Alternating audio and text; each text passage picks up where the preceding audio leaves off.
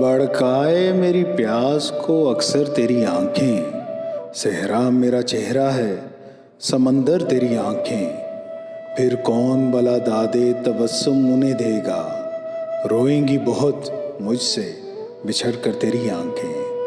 खाली जो हुई शामे गरीबा की हथेली, क्या क्या ना लुटाती रही गोहर तेरी आंखें। बोझल नज़र आती है बज़ाहिर मुझे, लेकिन खुलती है बहुत दिल में उतर कर तेरी आंखें। अब तक मेरी यादों से मिटाए नहीं मिटता भीगी हुई एक शाम का मंजर तेरी आंखें। मुमकिन हो तो एक ताज़ा गज़ल और भी कह लूँ, फिर ओढ़ न ले ख्वाब की चादर तेरी आंखें।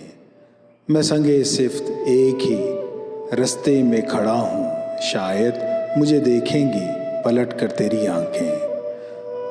यूं देखते रहना उसे अच्छा नहीं मोहसिन, वो कांच का पेकर है तो पत्थर तेरी आंखें।